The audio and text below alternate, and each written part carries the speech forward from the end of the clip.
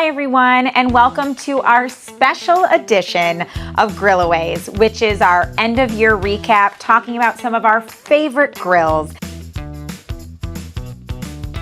This year we've tested 8 different grills, and today we're here to recap the year with our 3 favorites.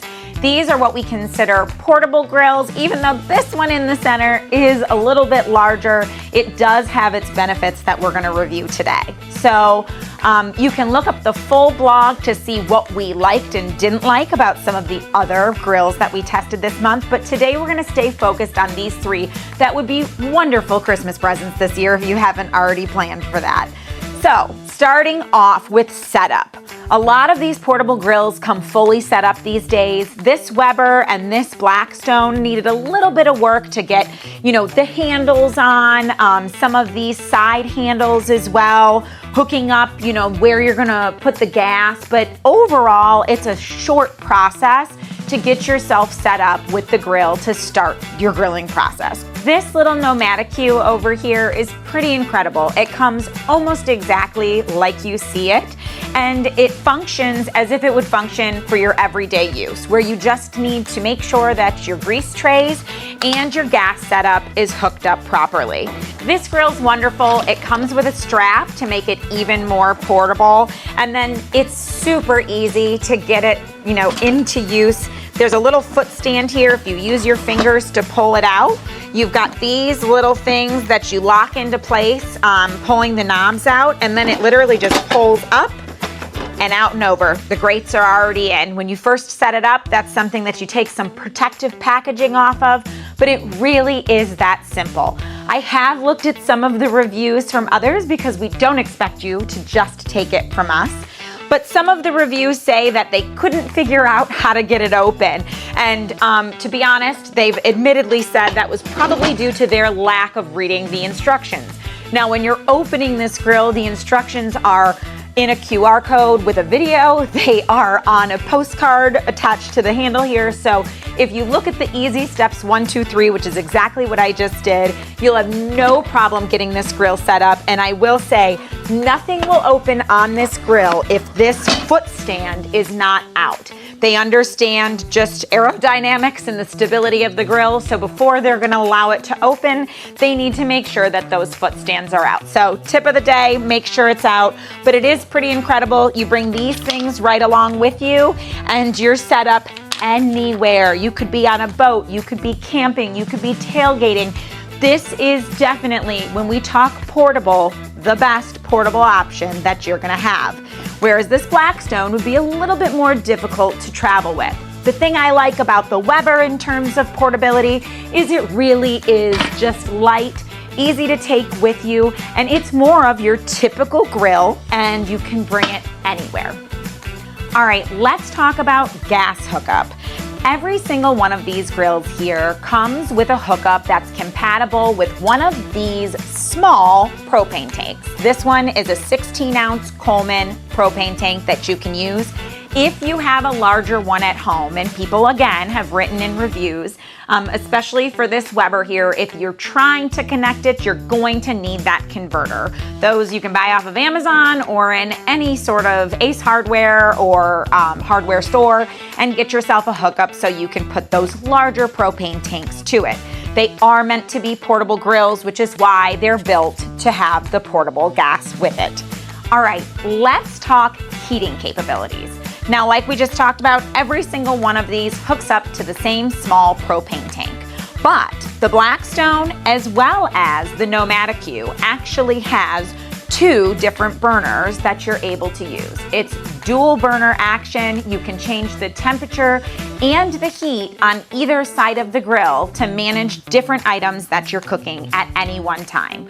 Whereas this Weber right here is just a 1-burner grill. So you're gonna have that whole thing, whereas you can see the knobs up front here have 2 different options for either side of the grill, even though it's one big flat top. Over here on the Nomaticue, as you fold it out, either side that's not even touching has its own heat source. So this one in particular gives you the most control over your heating elements to change either side without it even impacting the other. You'll notice the Nomadic Q, what's different here is that it doesn't have a hood. So while it does have dual heat on either burner, unlike the Weber or the Blackstone, there is nothing to cover that grill. So utilizing the Weber or the Blackstone is probably better for larger and thicker pieces of meat where you're really trying to get that internal temperature to the perfect place. One of the things that I love about all three of these grills is the different grill grates. So you can see these are very nice cast iron hardy grill grates. This one over here is as well. It's a nice piece. This comes in 2 pieces, but they're heavyweight. Even though the grill is portable, it's durable, it's stable, it's trustworthy, and it's gonna get you a really nice sear on your meat. There's a lot of people actually who have used the Blackstone grill, and they comment that both steaks and burgers turn out even better on the Blackstone than they do on a typical barbecue grill. Now, it depends on what kind of grates you're using. These grates that are thicker, a little bit heavier and sturdier, they do a good job grilling burgers and steaks, but there are a lot of grills that just have those tiny wires, and those are the type of grill grates that are on some of the other grills we tested, which is why they're not sitting here today in our top favorites. The nice thing about the Blackstone's heat source and flat griddle is that you can get a nice sear either on a steak or a burger, and it's even across the board. So it gives you more of a non-stick skillet or cast iron skillet finish while utilizing a grill outdoors. A lot of people, when cooking steaks, because they love to do the butter baste in the end, oftentimes they'll bring a cast iron skillet out to their grills on their patios to get that nice finish, and the Blackstone can do that for you. Speaking about what we're cooking on these grills, let's talk about what would be ideal for these different scenarios. Like I said, this one has no cover, so I would stay away from some of the thicker pieces of meat, or just be aware that if you are outdoors and you're looking to be as portable as possible, it might just take a little bit longer to get it to that temperature that you need. The heat source in this grill is actually right underneath those grill grates, so it does give a beautiful char to anything that you're putting on here. Again, it would just take some time, depending on how cold it was outside, without having that lid to get some of those thicker pieces of meat. But for burgers, chicken, vegetables, you name it, I would use this thing. I was incredibly impressed when we used it. It does create a lot of smoke for something that's really greasy, so you need to be aware of the smoke content as well, but that didn't bother me at all because it cooked the food so well. We had some of the best burgers off this grill. Talking about the Blackstone here, this is the flat top griddle. People love it if you're trying to create a Benihana's Johto hibachi experience at home. This is the grill that you're gonna wanna use.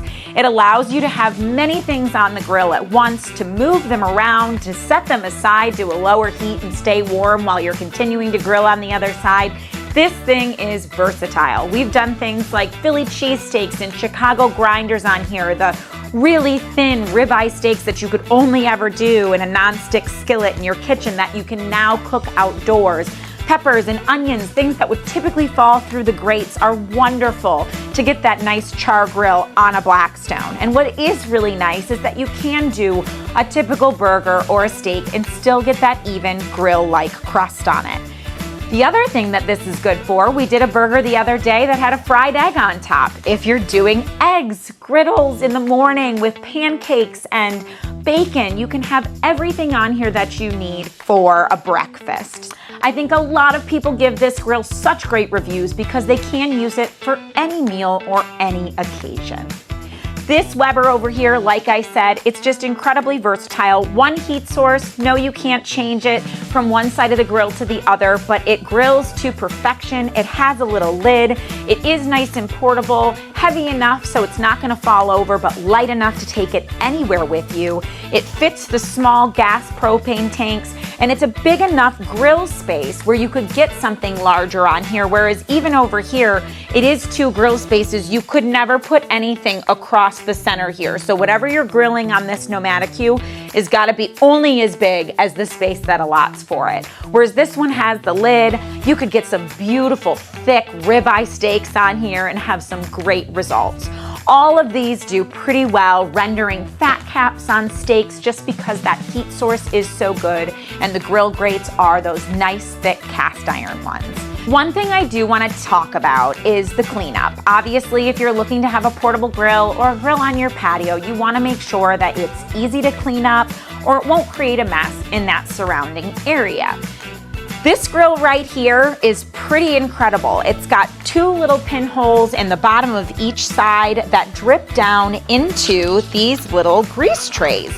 Now, you can see these grease trays aren't huge. When we grilled big, fat, juicy ground chuck burgers, which is the highest fat content you can get on a grill, we did fill both of these up pretty quickly after grilling 4 burgers.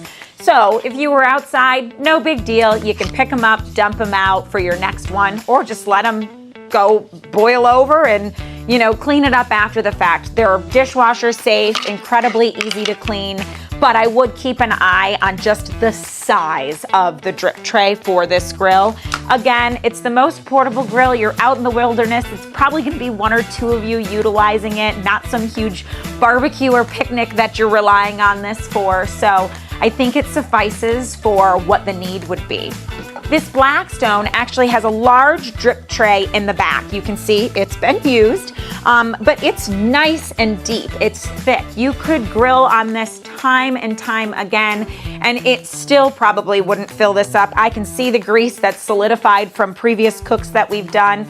And the nice thing about this grill is in the back here, there is an area right in the center where all of it can either flow or you can scrape it down in there. You also notice it's got a nice lip along the edge here, so you're typically not losing any grease. The one thing I've noticed with our grill is that sometimes the grease does spatter up.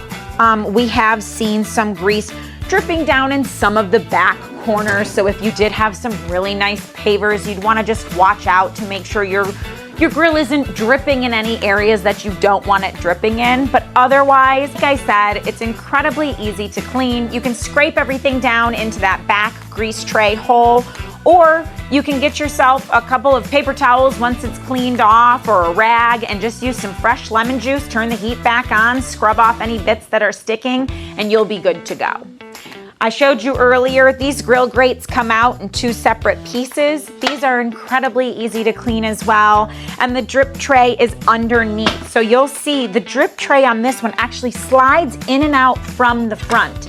And it is a very good size. And what I like about this grill is the drip tray is completely underneath your cooking surface. So not only does it go down in a bowl shape to ensure that the grease is flowing into that drip tray and not getting anywhere else, but it covers you across the entire grill just in case it happens to spatter. Whereas over here, you've got small little holes. It's actually amazing how this grill has the oil flowing down into those holes, and even when you fold it up, you don't see much oil falling down from there at all. So all of these grills are incredibly easy to clean and something that I would feel comfortable after grilling in the woods, throwing in my car to make it home. All right, so let's talk about price point. This is surprising. It surprised me. This little grill over here is actually the most expensive grill sitting on this table, but for good reason. Like I said, if you need a portable grill that you can literally wear like a purse and bring into the woods with you without any trouble at all, this thing is what I would depend on. I wouldn't put anything else in my car. It comes with a carrying case in full that you can buy separately just to make sure everything stays clean. But this thing is amazing. If I was on a boat, if I lived in an apartment and I wanted to have it on my balcony but I wasn't allowed gas, this is what I would do to not let anybody see what I was up to. Definitely a great option. Even though this is tiny, you can tell that this company put in countless hours thinking about the engineering surrounding this grill. It is so high quality, it's durable, and the fact that it can grill just as good of a burger or anything else that any of these other grills can that are twice the size is incredibly impressive. So while it is pricey, you get what you pay for, and I will say this is worth the money if you're an outdoorsy person, for sure. At MSRP, this is $399, so it is almost $400, whereas these two grills are actually in the $200 to $250 range, depending on where you're looking and where you're buying them from. These two grills are very comparable in price to one another. It really just depends on what you're gonna use them for. All of these grills mainly had pros, and it really is just about your lifestyle and what's gonna work best for you. But we looked at the grills and decided that of all the grills we've tested, this Weber here is the best overall. Price, ability to grill, and even though it doesn't have dual action, anytime we went to grill a steak in-house here, this was the grill we chose. It was easy to clean up, easy to grill, and always gave us the perfect cook every time. Not only is this the best overall, but we dubbed it the best bang for your buck.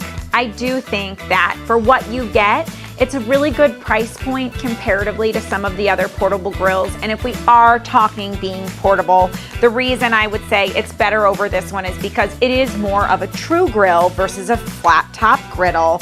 And it is easier to get to and from to different places, not nearly as big and bulky. But if we're saying what's your best flat top griddle, then I would say the Blackstone is your best option. I did show you over here, this grate is in two different pieces. One side comes off. There is the option to actually have a flat top griddle on half or all of this grill. I will also say it does not perform like the Blackstone does. Yes, you can fry some eggs, but if we're talking flat tops, instead of having an extra piece for this grill, that's really how you plan on using your barbecue, then the Blackstone is the one for you. We've got a ton of grills we plan on testing next year, including some smokers, and we've had such a good time testing and having you come along with us this year. So thank you so much again for being a subscriber if you already are, and if you aren't, you better go sign up right away because we've got grills ready to give away. Thanks again. Happy New Year.